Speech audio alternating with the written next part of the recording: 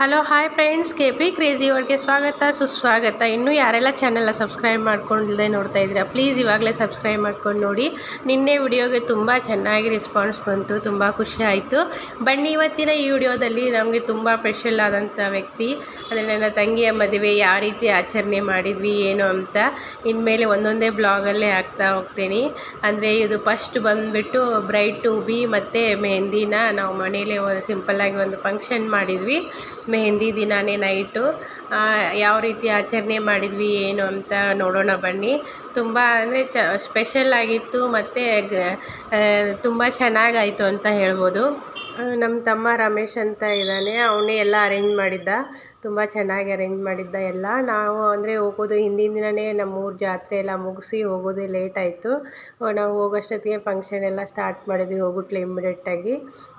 ಈ ಮನೆ ಒಂದು ಸಪ್ರೇಟೇ ಮನೆ ಕೊಟ್ಟುಬಿಟ್ಟಿದ್ರು ನಮಗೆ ದೊಡ್ಡವರು, ಅಂದರೆ ಅವರೆಲ್ಲ ಒಂದು ಬೇರೆ ಮನೇಲಿ ನಾವು ಎಲ್ಲ ರೆಡಿ ಮಾಡ್ಕೋತಾ ಇದ್ದರು. ಅಂದರೆ ನೆಕ್ಸ್ಟ್ ದಿನವೇ ಅರಿಶಿನ ಶಾಸ್ತ್ರ ಇತ್ತು, ಅಂದರೆ ಅರಿಶಿನ ಹಳದಿ.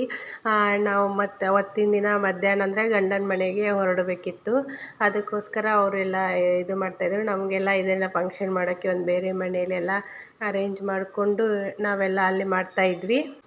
ಕೇಕ್ ಕಟ್ಟಿಂಗ್ ಆದಮೇಲೆ ಎಲ್ಲರೂ ಕೂಡಿ ಡ್ಯಾನ್ಸ್ ಮಾಡ್ತಾಯಿದ್ವಿ. ಸುವಿ ಸುವಾಲಿ ಹಾಡಿಗೆ ಎಲ್ಲರೂ ಡ್ಯಾನ್ಸ್ ಮಾಡ್ತಾಯಿದ್ವಿ. ಆದರೆ ಇದರಲ್ಲಿ ಹಾಡನ್ನ ಆ್ಯಡ್ ಮಾಡಿದರೆ ನನಗೆ ಕಾಪಿರೈಟದ್ದು ಇಶ್ಯೂ ಆಗುತ್ತೆ.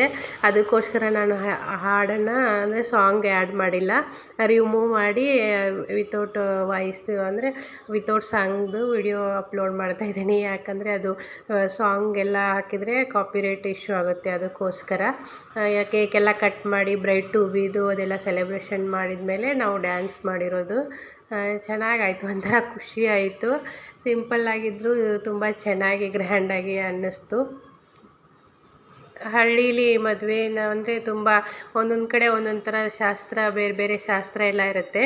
ನಮ್ಮ ಕಡೆ ಎಲ್ಲ ಯಾವ ರೀತಿ ಶಾಸ್ತ್ರಗಳಿತ್ತು, ಯಾವ ರೀತಿ ನಾವು ಶಾಸ್ತ್ರಗಳನ್ನೆಲ್ಲ ಮಾಡಿದರು ಮನೇಲಿ ಅಂತ ನಾನೆಲ್ಲ ವಿಡಿಯೋ ಮಾಡಿದ್ದೀನಿ. ಅದನ್ನೆಲ್ಲ ವ್ಲಾಗಲ್ಲಿ ಅಪ್ಲೋಡ್ ಮಾಡ್ತೇನೆ ನೆಕ್ಸ್ಟು.